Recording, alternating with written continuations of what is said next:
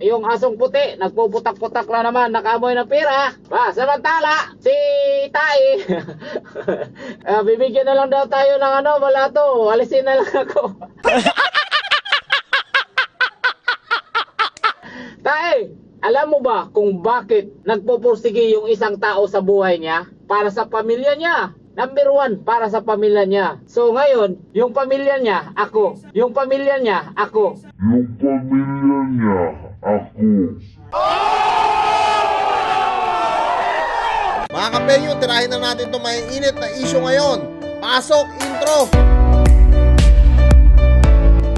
Hey yo, what's up sa inyo mga kapenyo? At today meron na naman tayo napaka-init na reaction video. Kuya Lods, sumagot na nga dito sa mga paratang sa kanila neto ni Silver Boys TV. At kung maaalala nyo nga kahapon, sinabi ni Silver Boys doon na pag bumalik nga si Jarrell Casimero dito sa kanilang MP promotion, dapat daw humingi ng tawad etong si Utol Jarrell at patalsikin etong si Kuya Lods. Pero syempre mga kapenyo, no, Casimero brothers yan, hindi naman papayag na ginaganyan-ganyan lang yan, di ba? Kaya eto si Kuya Lods ngayon, talaga rumes back dito kay SB. At tara mga kapenyo, pakinggan natin yung mensahe dito ni Kuya Lods. So, may narinig akong balita na yung asong puti nakamoy ng pera.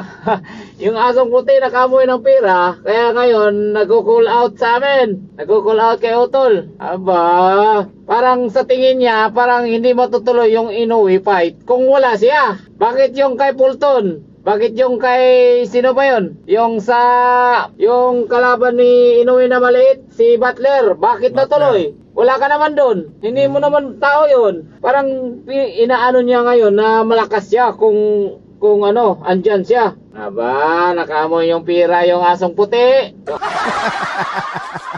Asong puti. Basta nakaamoy ng pera, asong puti talaga to. Asong puti, nakaamoy ka na naman ng pira. Aba. So ngayon, malapit na ang ihayag yung big fight ni Utol. Alam ko na sabihin mo na naman ngayon na hindi makakalaro si Utol ng malaking laban kung hindi dahil sa'yo. Alam ko na yung sasabihin mo pag i-announce na yung papalapit na laban ni Cuadro Alas. Yung puting dyan, yung asong puti, nakaamoy ng pera, nagko-call out na naman. Abangan nyo guys yung reaction ni Cuadro Alas mamaya. Pupuntahan ko siya sa bahay niya. Yun no, mga kapenyo, no. So dito napakainit nga ng mga sagot din, no, ni Kuya Lods dito. At sinasabi nga niya, etong asong puti nga daw, nakaamoy na naman daw ng pera, kaya lumalapit dito kay Cuadro Alas muli. At siguro mga kapenyo, no, hindi si SB yun, baka yun si si Sean Gibbons kung hindi ako nagkakamali. Comment nyo na lang down below mga kapenyo kung tama ba yung aking hinala doon sa asong puti nga daw, no, na talagang kumo-call out din ngayon kay Utol Jarrell Casimero. At dito nga mga kapenyo, no, may rest back daw muli etong si Utol Jarrell Casimero dito kila Silver Boys at Sean Gibbons. Ano kaya magiging sagot din neto ni Utol Jarrell Casimero mamaya? Samantala, si Tai kaya mga kapenyo, yung tae siguro si Silver Boys. Ito ako kay Tai. Ano daw? Bibigyan na lang daw tayo ng wala to, alisin na lang ako. Tai, alam mo ba kung bakit nagpupursige yung isang tao sa buhay niya? Para sa pamilya niya. Number 1, para sa pamilya niya. So ngayon, yung pamilya niya, ako. Napakagandang sagot ni Kuya Lods doon, no? Alam mo ba ang isang tao kung bakit nagpupursige? Di ba para sa pamilya niya? Oo nga naman, may punto mga kapenyo, no? Si Kuya Lods nga naman, talagang kapatid niya at kadugo niya, no? Kaya may punto. Ang ganda, napakaganda ng sagot ni Kuya Lods doon. Iiwan niya, isang tabi niya. Tama. Alam mo ba yung isang inspirasyon ng isang tao, hindi yung isang pamilya mo? Tama. Ikaw, hindi ka naman kano-ano namin. Ikaw yung, magpatiwakal ka na SB. Magpatiwakal.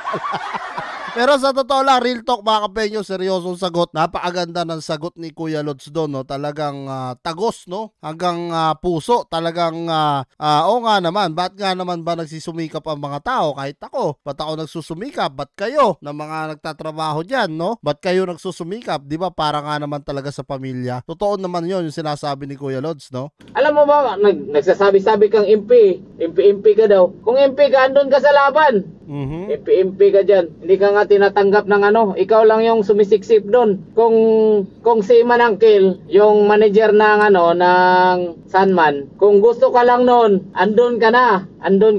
Nakapunta ka lang doon sa ano, sa training kasi yung sasakyan mo, yung gamit ni ano, ni Puting Aso. Kaya ka lang. Ayun, so dito mga kapenyo, no, napapagdugtong-dugtong na natin yung istorya rito. Ito ayon naman kay Kuya Lods mga kapenyo, no, na kung saan kahapon ginawan nga natin na reaction video yung kay SB naman, yung side naman ni SB yun. So ngayon, eto naman, side naman to, no, ni Kuya Lods, at karapatan din syempre ni Kuya Lods na magsalita dahil nga nadawit yung kanyang pangalan doon, no, sa pag-anunsyo nga neto ni Silver Boys. Kaya ito talagang napakaganda rin ng mga mensahe dito, no, ni Kuya Lods. Wala nakalapit. Pero alam mo ba, yung manager ng Sunman, hindi ka gusto nun. Nire-real talk din ni Kuya Lods dito, ha. And guys, balita nyo po sa buong mundo na yung asong puti nagko-call out na naman ngayon kay Utol kasi nakaamoy ng pera. Alam namin sa team namin kung kailan magaganap yung Naoya Inoue, kung kailan yung nalalapit na laban ni Utol ngayong taon, pero hindi namin inuunahan yan. Yun po, taragis. So, eto galing na kay Kuya Lods mga kapengyo, ha. Medyo na-excite talaga ako, no. Medyo kumbaga may hint na sila ng konti dito sa nalalapit nga na laban ni Utol Jarrell Casimero versus Naoya Inoue, no. So, sila talaga mismo rin ang nakakaalam niyan dahil syempre bilang boksingero at trainer, no, parang manager na rin siguro si Kuya Lods doon, talagang nalalaman nila yan, no, kung kailan sila kokontakin nga netong koponan or team ni Naoya Inoue. Basta hintayin nyo lang. Hintay lang. Ito yan. Guys, ang tingin ko guys, sasabihin na naman dyan ni Tae, huwag na kayong maniwala dyan na hindi magkakaroon ng big fight si Utol kung hindi dahil sa MP promotion. Ganun na naman sasabihin niya. Pero alam namin na may laban. Alam namin na may laban na paparating. Yun po, taragis yan yung inaantay kong sagot, no, din na kay Kuya Lods, at talagang may paparating na laban nga raw. Etong si Utol Jarrell Casimero na kung saan excited tayong lahat para dyan, no, at good news yan para sa ating boxing fans, no, at sa umiidolo kay Utol Jarrell Casimero. Alam namin na may laban na paparating na magandang laban. So ngayon sasabihin na naman nila ngayon na hindi magkakaroon ng magandang laban yan si Casimero kasi kung hindi dahil sa MP. Nako, nakaamoy lang kayo ng pera. Tapos pinapaano nyo pa. Mamaya hintay kayo sa reaction ni Utol. Battle ni Kasi pinapunta Casimero, ko niya Sabi niya ito yung magandang tol, ribat. Yan mga kapengyo, mismo kay Kuya Lods na galing yan, no, na magre-rebattle nga raw. Eto si Utol Jarrell Casimero. Ano kaya yung sasabihin ni Utol dito? Pasabog na naman to mga kapengyo, ha. Kaya antabayanan nyo at manatili kayong updated dito sa ating reaction video. At kung kayo nga ang tatanungin ko mga kapengyo, ano nga masasabi nyo dito sa naging rebat din ni Kuya Lods kay SB nga at dito nga raw kay Asong Puti, kay Sean Gibbons. Na tinitira ngayon ni Kuya Lods. At ito nga talagang napakainit ngayon mga kapengyo, no, ng usapan na to dahil talagang kahit mismo si Kuya Lods nagrebat agad, no, dito sa mga paratang sa kanila ni SB, lalong-lalo na talagang nadawit talaga yung pangalan ng Jason Casimero rito, kaya talagang agaran din, no, na ipinagtanggol din ni Kuya Lods yung kanyang sarili. At kung kayo ang tatanungin ko mga kapengyo, ano nga masasabi nyo dito sa naging mensahe ni Kuya Lods kay SB? Comment nyo na lang down below lahat ng mga opinion nyo mga kapengyo, at lahat po yan mga basa ko. Maraming salamat mga kapengyo, at kita-kisalan tayo sa susunod kong reaction videos.